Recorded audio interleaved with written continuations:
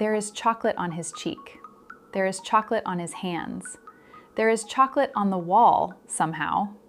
You point at it and you ask the question every parent asks.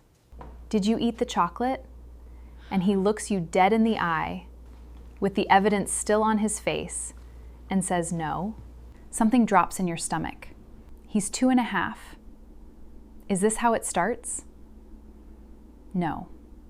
And in a minute, I'll show you a study that found the harder parents come down on lying, the better their children get at it. I'm Dr. Sarah. We go past what your child does into what they actually feel. If you've had this exact moment, subscribe. Because that no is not what you think it is. Let me show you what's actually happening. Here's the first thing, and it surprises most parents. That wasn't a lie in the way you mean it. For a 2-year-old, the line between what happened and what they wish had happened is genuinely blurry. They don't hold the two apart cleanly yet. So I didn't eat it is closer to I don't want to have eaten it, said out loud with total conviction. Because in that second, it's how they need the world to be. And here's the second thing.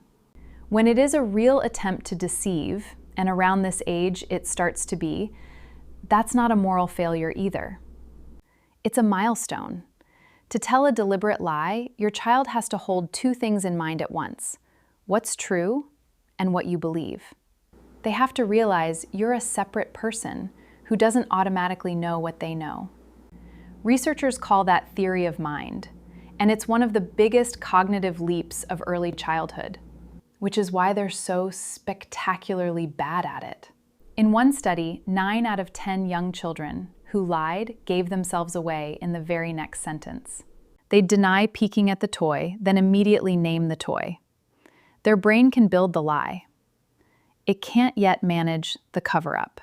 If your child seems genuinely unable to tell you what happened, even when nothing is at stake, or you're seeing real distress around remembering ordinary events, mention it to your pediatrician.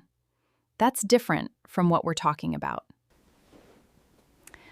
So now the part that changes how you'll handle tonight. Researchers compared 2 schools in the same neighborhood. Same children, same backgrounds. Completely different discipline. One used harsh punishment routinely. The other used timeouts and talking. Then they gave every child the same simple test. Don't peek at this toy. Most of them peeked. And when they were asked whether they had, the children from the punitive school lied far more often. Not less, more. And it goes further. Those children were also better at it. 3- and 4-year-olds from the harsh school were maintaining their lies at the level researchers usually see in 6- and 7-year-olds. Sit with that for a second. The punishment didn't produce honesty. It produced skill. Because in a world where the truth costs you dearly, lying is the adaptive move. And children are very, very good at adapting. So we do the opposite. I call this curiosity over accusation. 4 steps, and the first one is the one nobody expects. 1.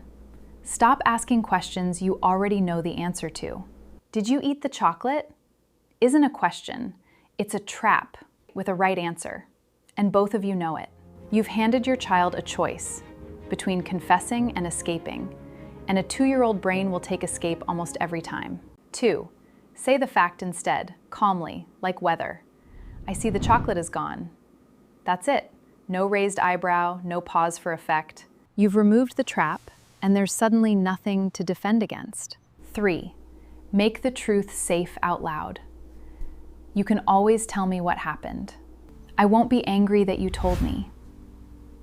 And then you have to mean it, because the very next time you lose your temper at a confession, you've taught them the real rule.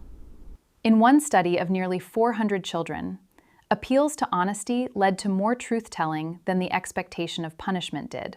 4. When the truth does come out, and it will, praise the telling before you deal with the mess. Thank you for telling me. That was hard. Now let's clean it up together. You're paying for the behavior you want more of. And the thing to never do, the label. You're being a liar.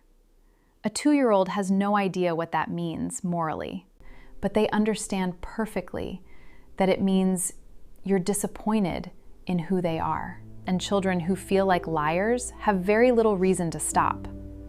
Your toddler can't hold the tension between truth and trouble on their own. They borrow your calm. If your face is safe, the truth comes out. That's the whole method. That's the art of containment. So tonight, no interrogation, name the fact, keep your voice flat, and thank them if the truth shows up. That's it. Subscribe, and I'll see you in the next one. Because next, we're going to the one place every parent dreads, the middle of the store, at full volume. Because you're not raising a child who never lies. You're raising a child who doesn't need to.